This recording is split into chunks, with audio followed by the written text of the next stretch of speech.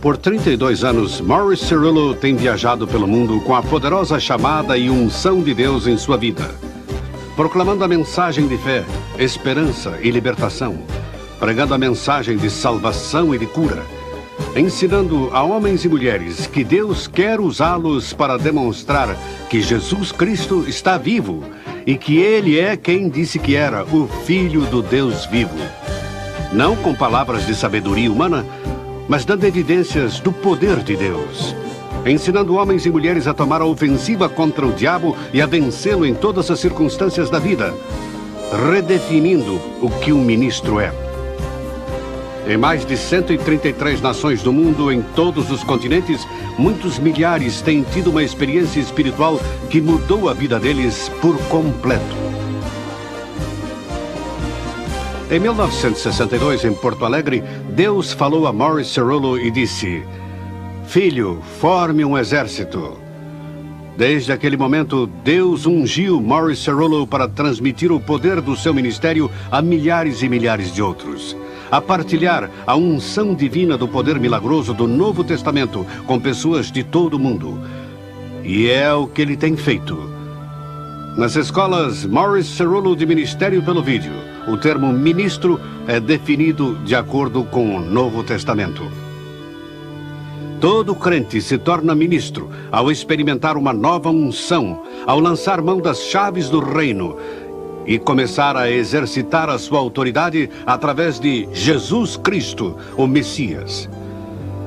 Mais de 450 mil líderes, pastores e leigos em 133 nações já aprenderam que eles também podem realizar as obras de Deus.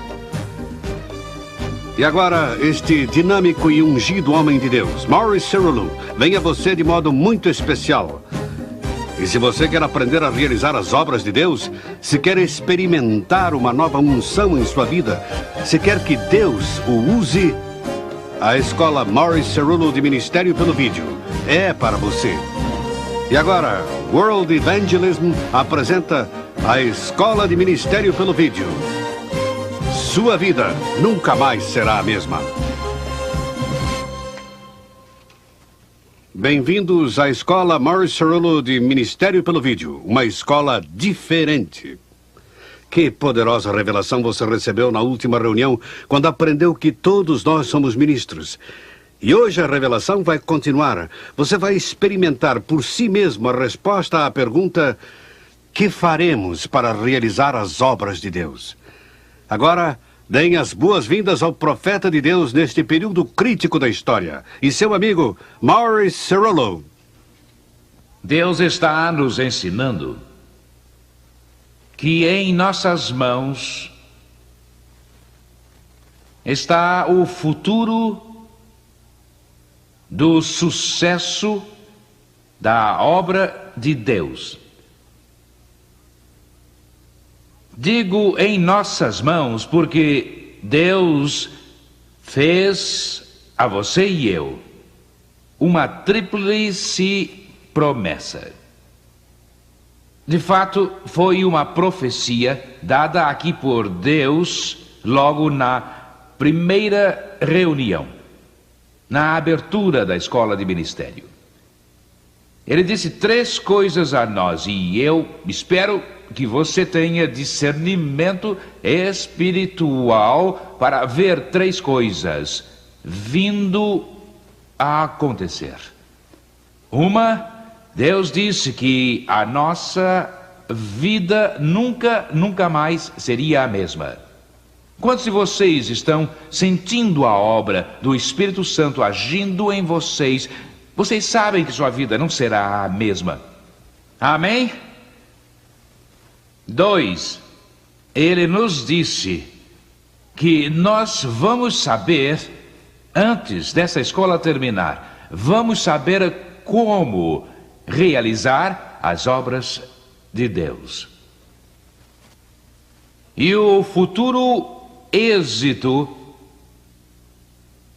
do reino de Deus e da obra de nosso Senhor não vai depender só de pastores e não vai depender dessa estrutura convencional da igreja que temos agora.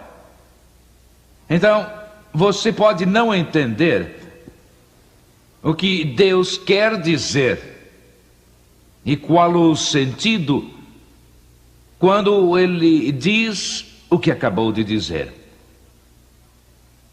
Mas a prova real de todo profeta de Deus é esta: se o que ele diz vem a acontecer. Quando Deus deu a sua palavra e suas promessas, as pessoas não entenderam, e quando Deus tentou dirigir muitos servos seus em seus passos e em sua vontade e em seu caminho, eles sempre tiveram dificuldade em compreender ou em entender ou em ver o que Deus queria. Mas é quando você obedece fielmente ao que Deus diz que seu plano ganha uma perspectiva perfeita. E você recorda e você diz: ó Senhor, agora eu entendo o que tu estavas falando.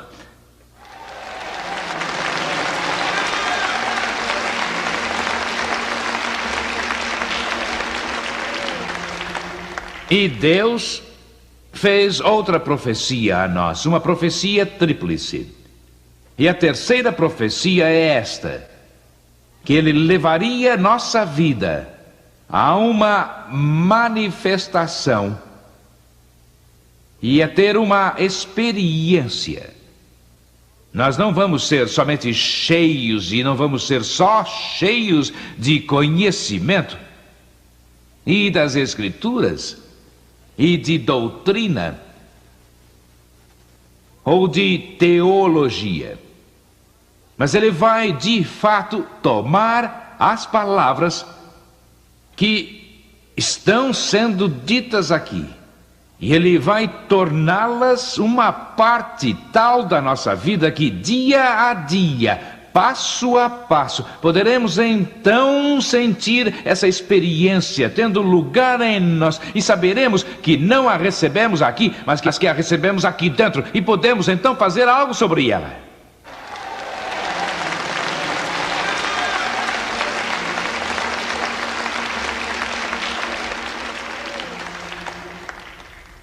Ontem descobrimos algumas coisas muito importantes. Descobrimos que a igreja de Jesus Cristo, não um homem, um ministério, nem um dom, mas a igreja de Jesus Cristo é o ponto central pelo qual o Espírito Santo e Deus vão operar. Que não temos de nos preocupar em saber se temos o dom de curar, em saber se temos o dom de línguas, em saber se temos o dom de profecia. Tudo que temos a fazer é ter 2 ou 3 pessoas reunidas em nome do Senhor, e o Senhor está no meio delas, e quando o Senhor está no meio de nós, tudo pode acontecer. Todos os dons estão lá, porque a igreja é aquela instituição que Deus estabeleceu no mundo para que ela seja o centro curador e o centro para o qual se dirige todo o poder e a glória e ministério. E isso nos dá alguma esperança. Porque vocês podem nunca ter sido usados pelos dons do Espírito Santo em toda a sua vida, mas se vocês estiverem congregados em nome do Senhor, Deus pode tomá-los e vocês podem sair e impor as mãos nos doentes irmãos e curá-los. Amém. Agora, temos procurado estabelecer, não nós, mas o Espírito Santo, é quem estabeleceu uma ordem muito importante de prioridades. Porque se é que nós vamos responder à pergunta: que faremos para realizar as obras de Deus, nós vamos ter de conhecer quais são essas obras de Deus. E nós descobrimos isso ontem. Como foi importante que Jesus provasse quem ele era. Jesus, oh amado Senhor, porque o judeu, lembra do que eu disse no primeiro dia, que Deus levantou o judeu com um propósito? Quantos se recordam disso? Vamos, vocês se recordam? De fato? Vocês se recordam? Mesmo? Com que propósito Deus levantou os judeus? Além de trazer Cristo a este mundo e de usá-los como um meio através do qual o Messias iria aparecer. Alguém me diga. Isso mesmo, mostrar ao mundo que existe somente um Deus. Não era um Deus de barro, madeira ou metal. Não era imagem de escultura, não era o Deus daqueles pagãos que se cortavam e não tinham resposta às suas orações. Mas Deus levantou o judeu como seu povo para mostrar ao mundo todo que ele é o Deus real, o Deus vivo, o único Deus, e que não há outro Deus além dele, e que Jeová é o seu nome.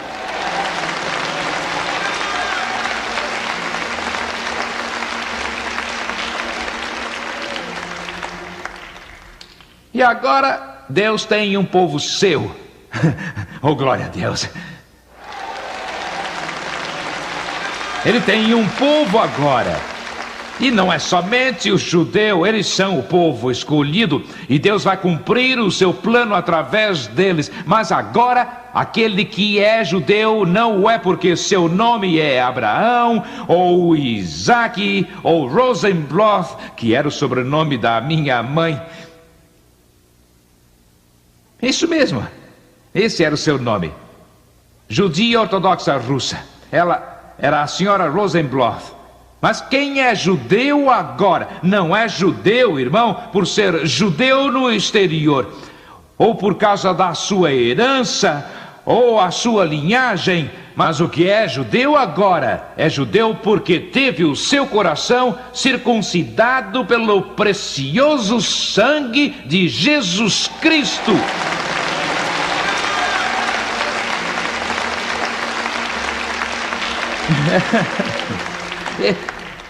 E Deus levantou a igreja, que é o seu Israel espiritual, por assim dizer. Mas eu não quero entrar numa discussão teológica, porque quando vocês sabem que não viemos aqui para nos envolver com doutrina. Mas Deus nos levantou como o seu povo, com um propósito divino, para mostrar ao mundo que Jesus Cristo, o Filho de Jeová, que veio a este mundo com um propósito, que viveu e morreu, não está morto.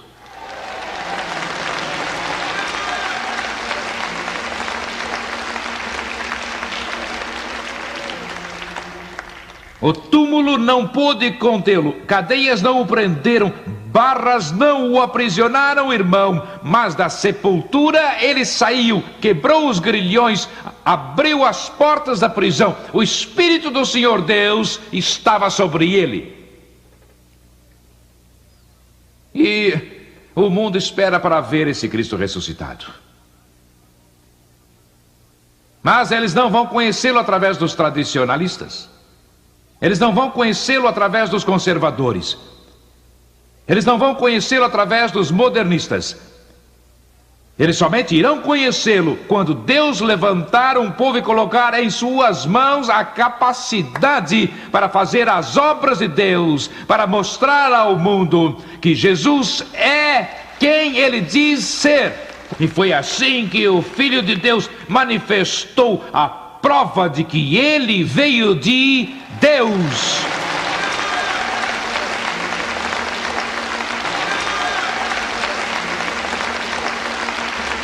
Ele disse: eu nada faço de mim mesmo.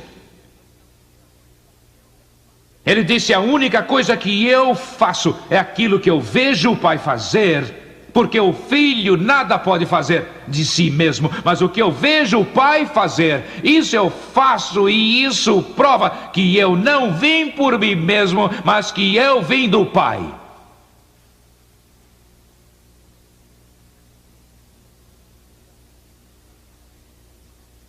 Um milagre, 5.000 almas vieram a Cristo. Aprendemos algo muito importante ontem. Aprendemos que não é aquilo que somos. Irmão, se você se mirar no espelho, você vai se voltar e dizer: oh meu Deus. Todos vocês sairão dizendo: como podes tu me usar? Lembra do que eu disse? Gostaria que todos os pastores que assistem a este meu programa, essa escola de ministério, que ouvissem o que eu vou dizer agora. É fácil, e vocês vão descobrir isso no estudo de hoje, e nós vamos descobrir isso na nossa revelação de hoje. É muito fácil pregar. É fácil pregar, mas é muito mais difícil demonstrar o que você prega.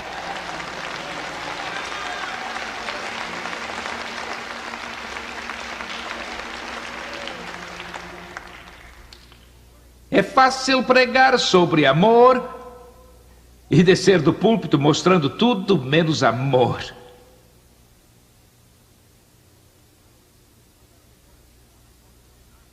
Você não precisa dizer amém, pode dizer ai, mas isso é o que acontece. Temos uma porção de pregadores que não praticam o que eles pregam, e eles vivem duas vidas, uma atrás do púlpito e outra quando saem do púlpito. E isso tem de parar, porque o mundo nunca vai ser alcançado enquanto eles não virem que põem em prática aquilo que prega.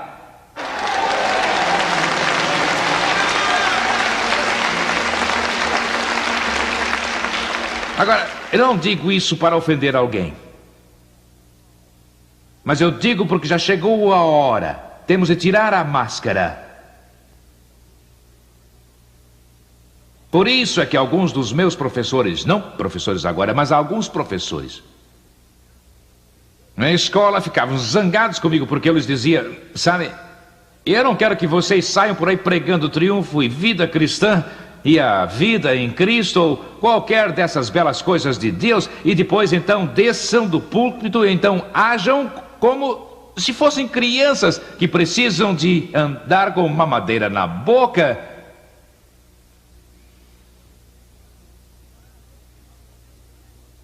Vamos, irmão, quando eu prego aqui, quando eu desço aqui, fique sabendo, meu irmão, eu não quero estar lá nas alturas, tão cheio de tudo quanto é doutrina, que confunde minha cabeça, irmão, e faz a gente ter arrepios e tudo mais. Eu quero que você saiba disso, que essa coisa é tão real, que quando você descer de lá e você descer de novo à terra, meu filho Davi disse uma coisa que eu gosto muito. Ele disse: papai, sabe, nós devemos ser capazes de viver no nível dos ouvintes, e quando estamos aqui, irmão, no nível dos nossos ouvintes, temos de ser capazes de ter esse relacionamento em que sabemos que é real, irmão, e não uma máscara.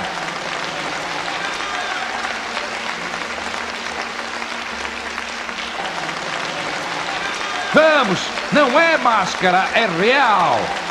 É real.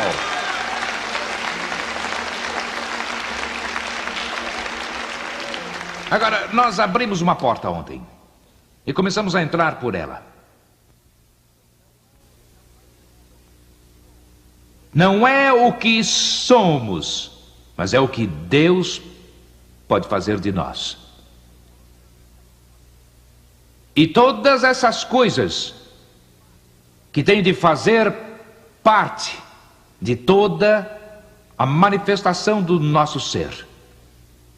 Nesta escola em particular, só vamos poder tratar de uma. Eu gostaria de tratar de muitas delas. Mas não temos tempo. Talvez vocês não saibam, mas eu tenho um pequeno relógio aqui. Vira? E eles põem esse relógio aqui, sabem?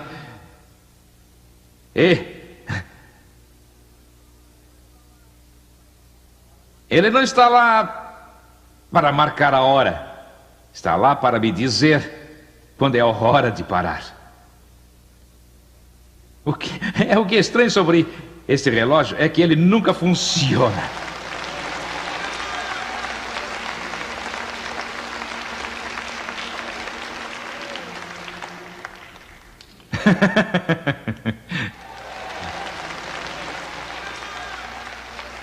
Estávamos entrando por uma porta.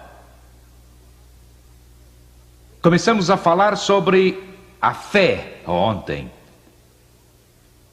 que, sem qualquer sombra de dúvida, é um dos maiores problemas para termos uma compreensão, para que ela não se torne ambígua,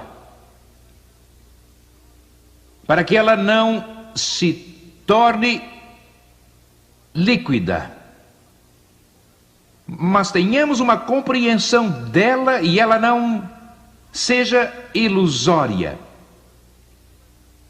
mas cheguemos a entendê-la de modo sólido, seguro, e possamos dizer, bem, é isso, sabe? Eu leio jornal às vezes desejaria não ter lido. Quando eu vou a reuniões como esta, eu passo uma semana inteira sem ler o jornal, ou mesmo ouvir as notícias na televisão, e às vezes eu só ligo para poder ficar a par do que acontece. Eu não sei por que eu faço. Talvez por sentir a obrigação de saber o que se passa. Porém, o fato é que, depois de ouvir as notícias ou depois de ler o jornal, estamos mais confusos do que antes. Às vezes, em minhas viagens por outros países do mundo onde eu não posso ouvir notícias, onde o jornal não representa nada, então eu sinto um grande alívio.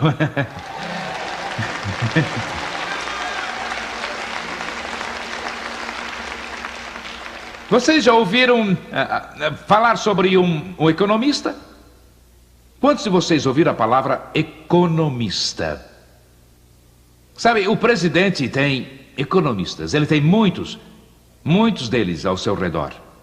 E o economista é a pessoa que pode falar pelos dois lados da sua boca ao mesmo tempo.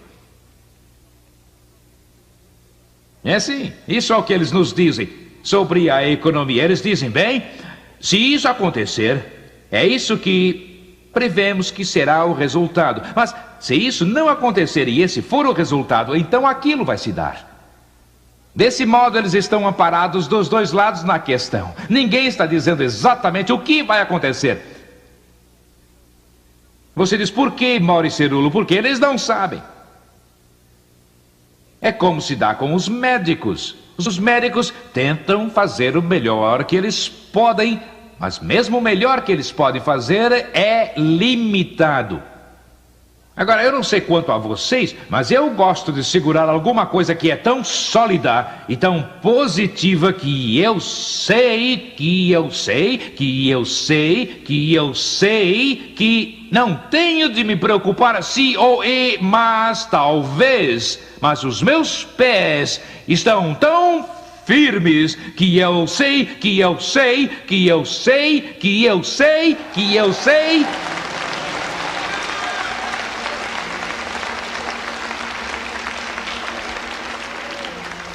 Quero dar só um pequeno exemplo aqui.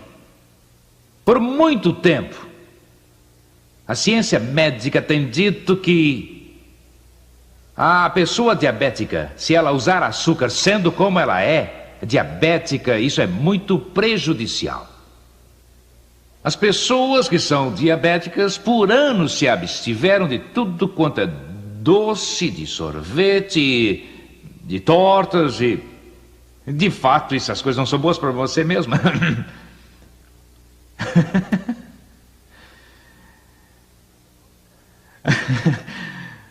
Mas há algumas semanas ou meses saíram com uma declaração que depois desses anos todos nós podemos estar errados.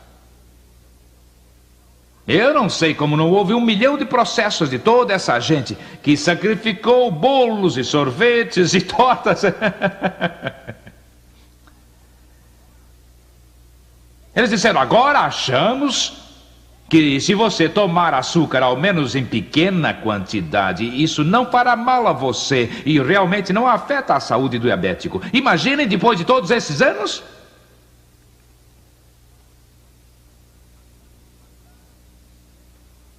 Mas há um lugar firme de entendimento. Aqui podemos chegar e não temos de viver em agitação.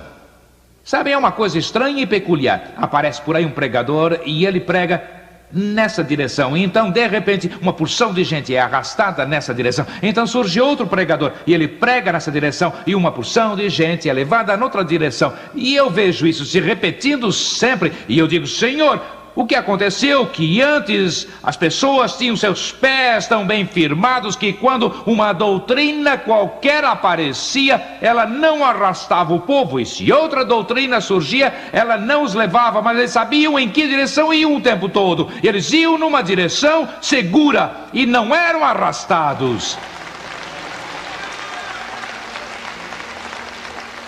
E ninguém tem todas as respostas. Mas há algumas coisas que podemos saber com certeza plena. E há uma coisa que eu sei que Deus não é o autor de confusão. E se você está confuso, é melhor verificar de onde essa confusão vem. Eu acho que não me ouviram. Passou por cima da cabeça de vocês. Deve ter pousado em algum outro lugar qualquer.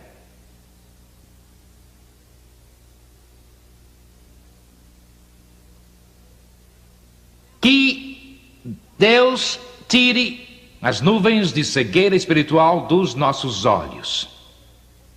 E nos ajude a entender como nunca antes. Deus criou o homem à sua imagem. A imagem de Deus no homem é a capacidade que Deus lhe deu para governar e para dominar e para ter autoridade sobre a sua vontade. O homem usou isso para desobedecer a Deus e, como resultado do pecado de Adão, ou desobediência, o pecado entrou no mundo, e a doença entrou no mundo, e a morte entrou no mundo. E Deus nunca desejou que o homem conhecesse o pecado. Ele não criou o homem para pecar. Nunca desejou que ele fosse doente. Nunca pretendeu que perdesse seus cabelos. Os olhos enfraquecessem a ponto de precisarem de 4 olhos. Ele não pretendia que seus ouvidos ficassem surdos, que usássemos aparelhos auditivos, ou muletas, ou até mesmo bengalas. Nunca foi a vontade de Deus, e não é a vontade de Deus ainda hoje.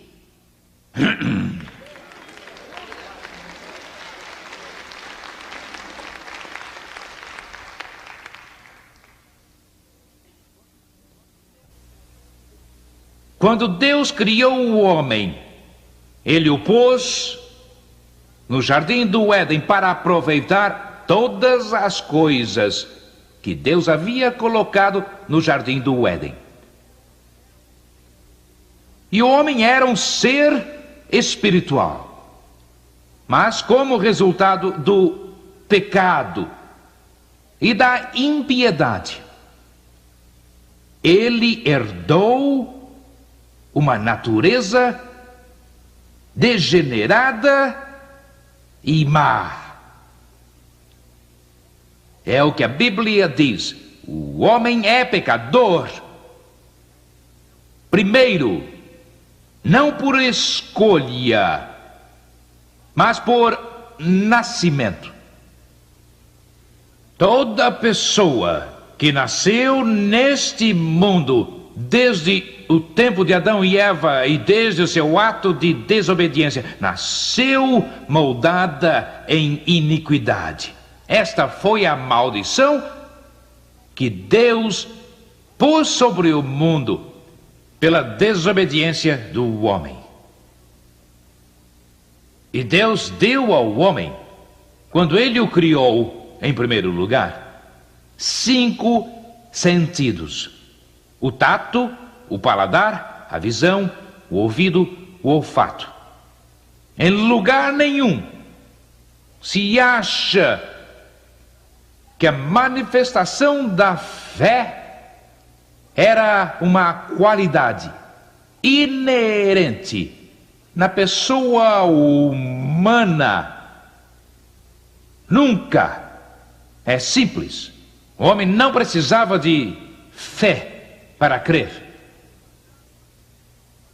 Ele andava com Deus, ele falava com Deus, tinha comunhão com Deus, até o momento que a comunhão e o relacionamento foram interrompidos e ele perdeu tanto a comunhão como o relacionamento com Deus. Agora, Deus é um ser sobrenatural, como já vimos ontem. A palavra Deus quer dizer alguém que deve ser adorado por ter capacidade sobrenatural. E a palavra sobrenatural quer dizer aquilo que vai além da lei ou do poder da natureza. Agora, olhe para isto. Veja isto. Veja isso de novo. Mais uma vez. O que é isso, Maurício Cerulo? Esta é a lei da natureza. Chama-se gravidade. Não se pode quebrar essa lei. Se você quebrar, você paga o preço. Se eu fosse saltar dessa plataforma, quantos aqui sabem que eu não iria andar pelo ar?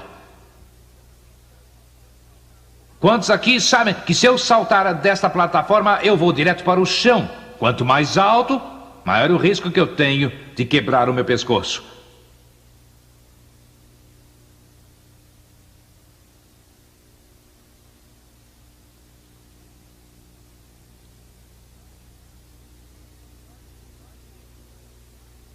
Só existe um poder para desafiar essa lei.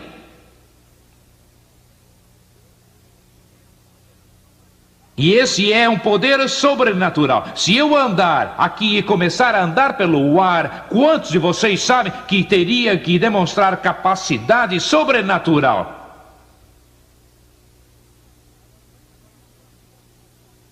Agora, o único poder que pode fazer isso é o poder de Deus. Por quê? Porque Deus é sobrenatural. É por isso que você e eu podemos orar aqui. Deus pode responder lá onde está a sua casa. Apesar de serem de muitos estados e de muitos países diversos, Deus pode ouvir a oração. Se começarmos a orar aqui e você tem uma necessidade em Nova York ou na África ou em qualquer outro estado deste mundo, meu irmão, ou outra qualquer parte do planeta, Deus pode ouvir a oração lá. Por quê? Porque Ele é sobrenatural e Ele está em todo lugar.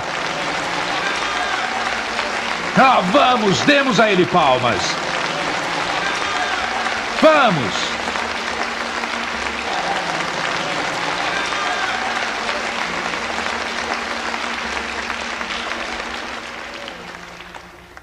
Se o relacionamento do homem com Deus se quebrou e Deus é sobrenatural, o homem então não pode sozinho ir a Deus ou então comungar com Ele. Por quê, Maurício Cerulo? Porque Deus é sobrenatural, é ilimitado. E o sentido do paladar, do olfato e do tato, da visão e da audição, cada um desses sentidos é limitado.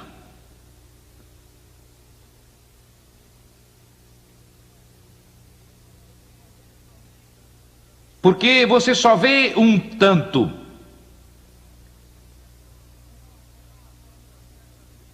Irmão, após uma certa distância, você não vê mais. E alguns de vocês não veem bem mesmo. Quantos sabem que acontece o mesmo com o ouvido? Quantos de vocês sabem que não temos condições de ficar de pé aqui e ouvir o que se passa a 3 quadras daqui?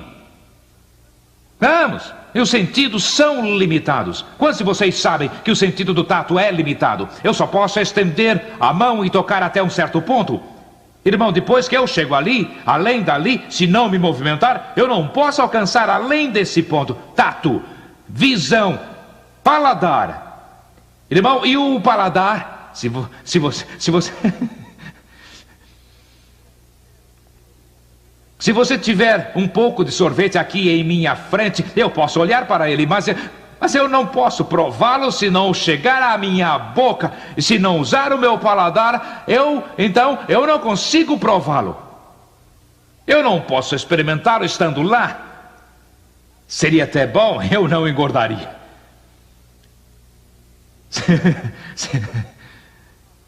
Eu seria sempre bem magro. Porque sorvete é o meu fraco. Tato, paladar, visão, olfato, a mesma coisa aqui. São todos sentidos limitados. Mas Deus não tem limites. E quando nascemos de novo e entramos em relacionamento com Deus, nós não usamos mais os sentidos naturais para comungar, ter comunhão, andar. Nós recebemos um novo sentido que toma esses sentidos e faz com que se limitem só ao terreno natural. Mas dissemos que o homem vive em 2 esferas. Ele vive no mundo natural e ele vive no mundo espiritual. Continuamos a usá-los no mundo natural, mas não continuamos a usá-los no mundo espiritual.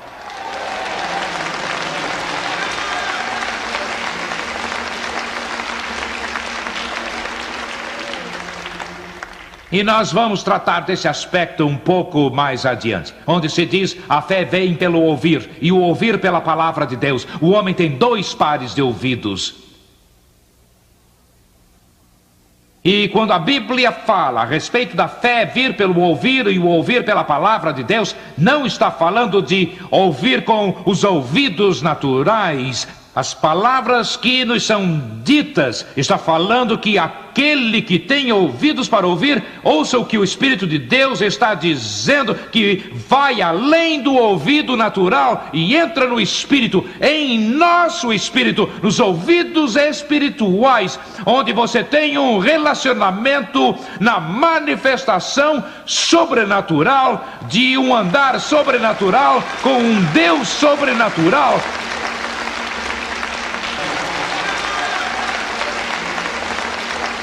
Oh, vamos, ergam as mãos, deem louvor a Deus.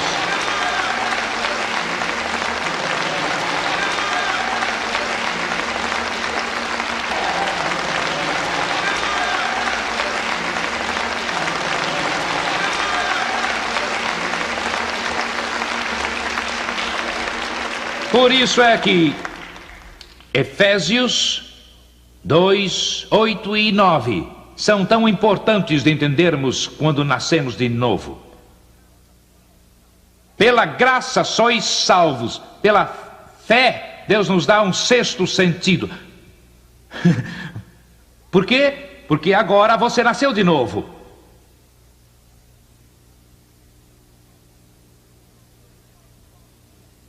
Você lembra o que Paulo diz? Que a vida que eu vivo agora, diz ele, eu não vivo segundo a carne.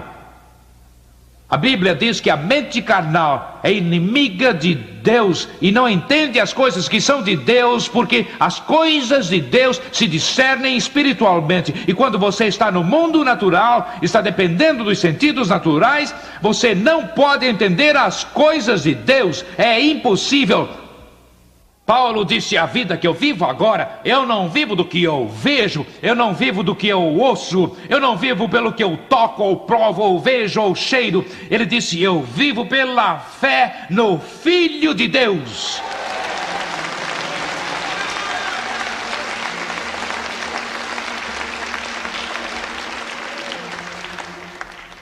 Por muito tempo, muitas das suas experiências têm sido deste modo. É exatamente como na vida espiritual. Não olhe para Maurice Cerullo com esse olhar. Um dia você tem vitória, no outro dia você está deprimido. Chega alguém e diz: veja só, o que se passa, irmã? Blá, blá, blá, blá, blá, blá. Irmão, fique sabendo disso. É tempo de Deus ter um povo. Estão ouvindo? Oh, gente.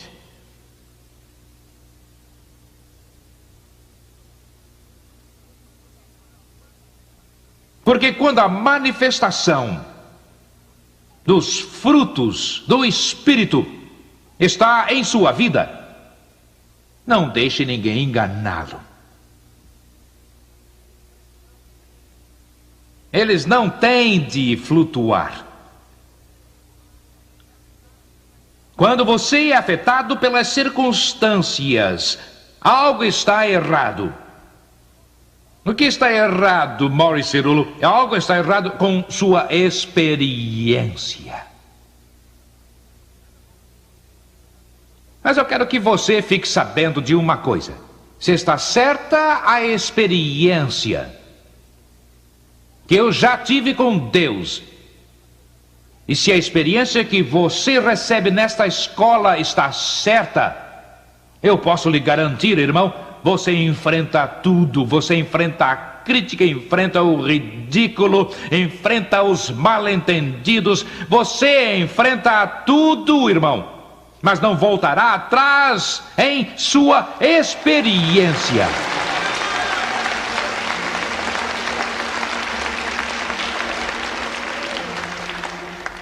Do que você acha que Paulo estava falando?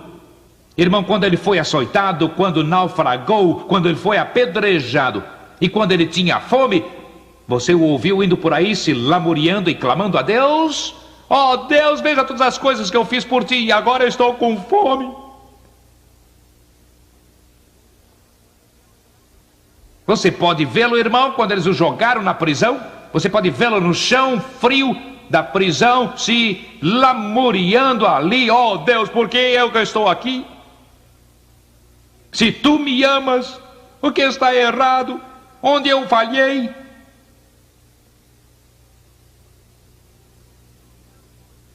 Você diz: por que não, Maurice Cerullo? Eu vou dizer por quê. Porque ele teve uma experiência, irmão. Quando esteve lá no deserto, ele experimentou a glória de Deus, irmão. E se era preciso um naufrágio, e se era necessário a nudez, se era necessário a pobreza, e era preciso que ele perdesse tudo, ele não ia se preocupar, ele prosseguia para o alvo, pelo prêmio da suprema vocação de Deus em Cristo Jesus. Vamos!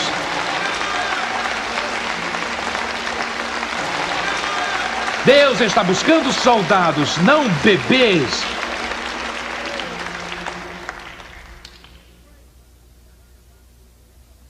Nada de errado em ser um bebê, é só não ficar sempre assim.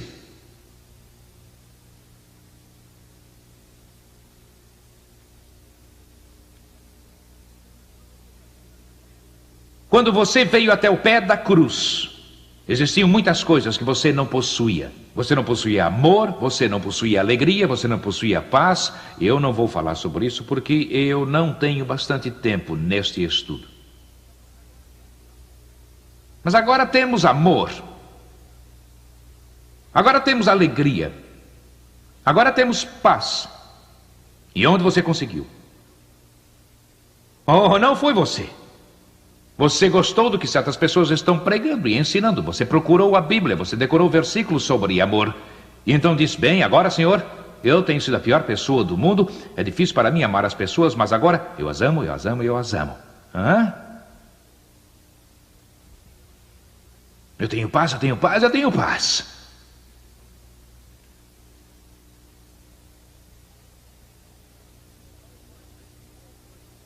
Pois bem, o que foi que dissemos ontem? O homem nada tem. Digam. Em si mesmo. Senão o que ele recebe? Do alto.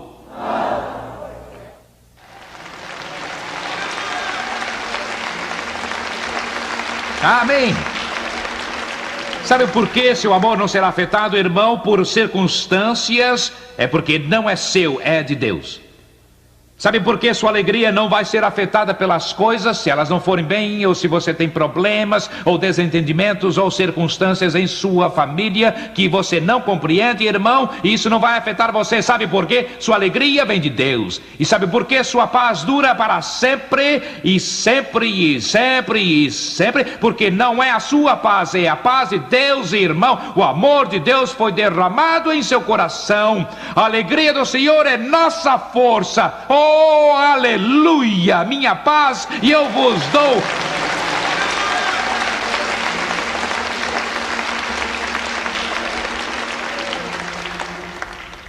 Nós nada temos. Estamos falidos antes de chegar à cruz. Mas, irmão, quando chegamos à cruz, glória a Deus, encontramos um tesouro. Vamos, um tesouro precioso. E não estou falando somente em dinheiro. Há muita gente que se preocupa em poder andar num carro do último tipo. Não há nada de errado nisso. Você tem uma dúzia se quiser. Mas estou falando em não pôr o seu interesse nas coisas deste mundo, e sim nos valores eternos que não perecem, que permanecem sempre. Vamos, vamos.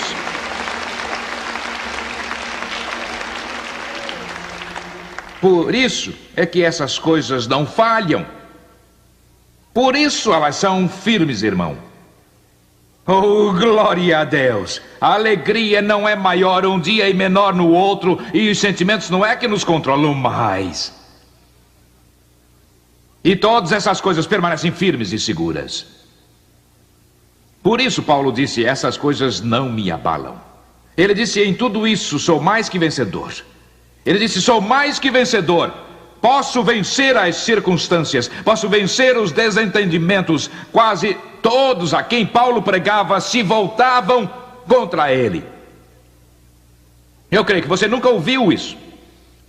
Talvez vocês não estejam em situação tão ruim. Quase toda a igreja e muitos do que ele orientou tiveram desentendimento com ele.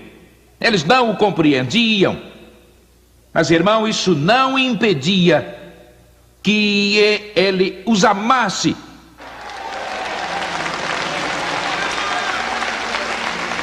Não, ele os amava assim mesmo. Por quê? Porque não era seu amor que estava agindo dentro dele, era o amor do Todo-Poderoso, irmão, e ele transcende todo desentendimento. Ele perdoa quando a capacidade humana não pode subir acima do desafio. Deus dá-lhe uma unção quando você perdoa, irmão, por mais que façam contra você.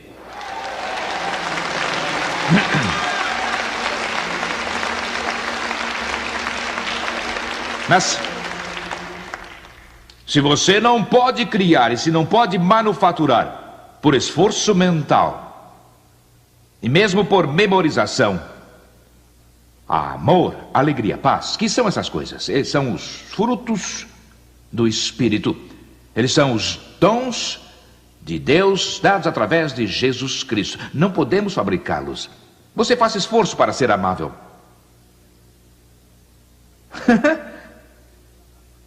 Eu gostaria de ter um gravador secreto depois de encerradas as reuniões, ou enquanto as pessoas estão se matriculando.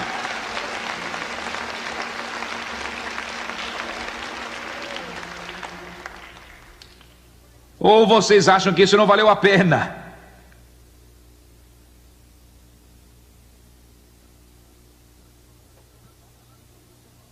Não estou falando sobre o mundo, estou falando sobre nós. Eu gostaria de ter um gravador secreto.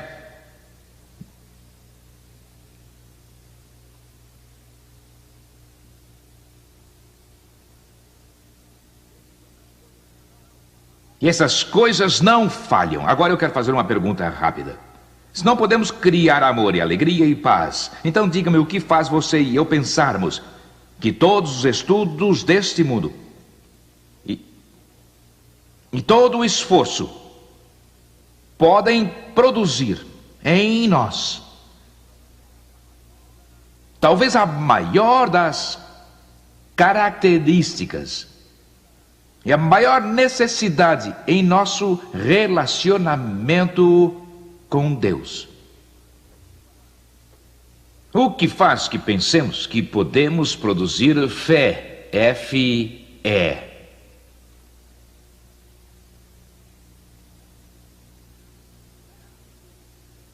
Grave no seu espírito. A fé não é uma força normal em nós. Não. A fé é como o amor. O que nós temos como uma força natural é o poder para crer por nossa vontade, o que é bastante diferente da fé. Podemos na mente, podemos no espírito, podemos com determinação ser uma pessoa positiva, mas não estou falando disso. Estou falando de um relacionamento com o Deus sobrenatural que abre a arena do céu para nós e nos dá a capacidade para participar com Jesus Cristo, como herdeiros com Ele e a andar em lugares celestes.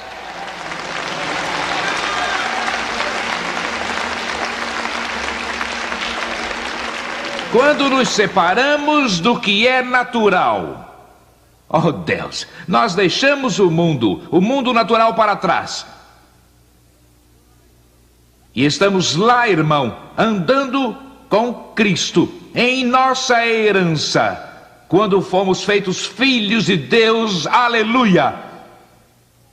E fomos feitos co-herdeiros com Jesus Cristo.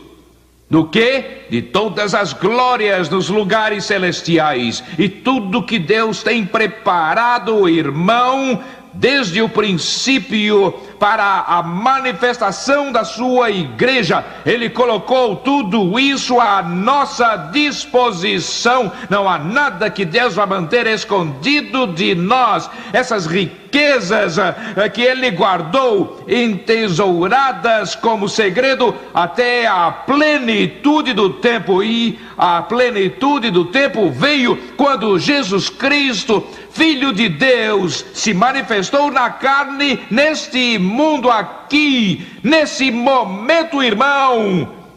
Deus deu a você e eu a capacidade de andar nos lugares celestiais para participar da herança celestial e não mais ser limitado ao natural.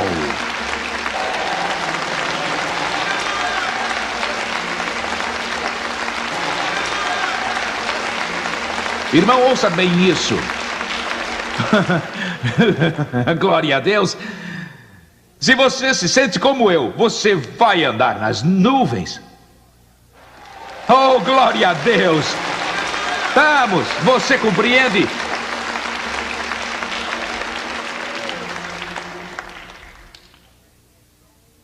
A fé é dom de Deus para a sua nova criação.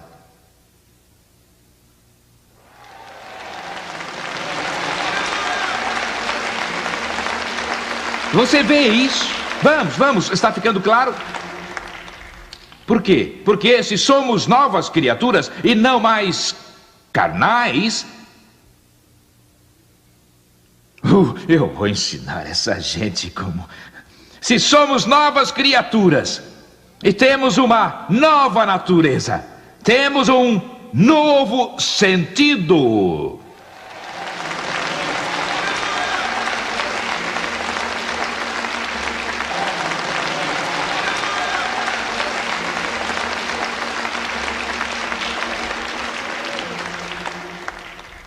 E fiquem sabendo que o diabo vai sentir que levou um direto no queixo.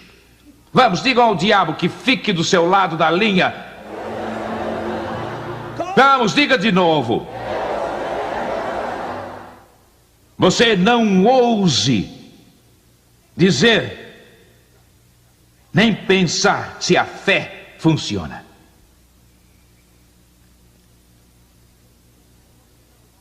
Você diz, por que não, Maurice Lulu? Porque eu vou lhe dizer uma coisa, sem dúvida alguma. Eu sou responsável diante de Deus por isso. A fé nunca falha.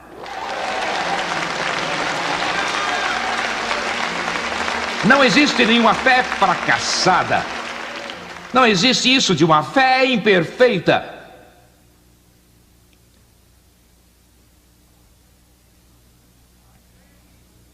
A fé nunca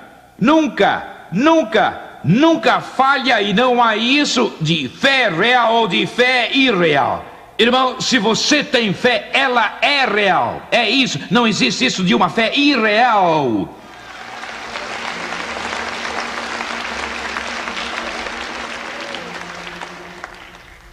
Vamos, diga ao diabo que fique do outro lado. Vamos. De novo. E nunca se esqueça do que está lhe acontecendo. Deus lhe deu uma brecha espiritual. Sabe qual é ela? Ele deu a você uma explosão de novo conhecimento pela revelação no mundo do Espírito. Qual o propósito? O propósito é levar você além da linha de defesa. Quem está do outro lado da linha? O diabo. Você está rompendo a linha dele. Oh, glória a Deus. Você está rompendo a linha dele.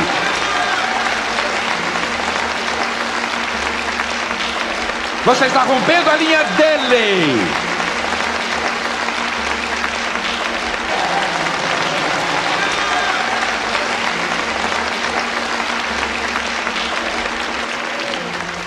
Ao concluir esta mensagem poderosa, lembre-se de que agora você conhece as obras de Deus e Ele quer demonstrar seu poder na sua esfera de influência. É essencial que você esteja aqui na próxima vez, quando Maurice Cerullo vai lhe mostrar como Deus quer usá-lo, quem quer que você seja. Até lá, então, estaremos orando por você.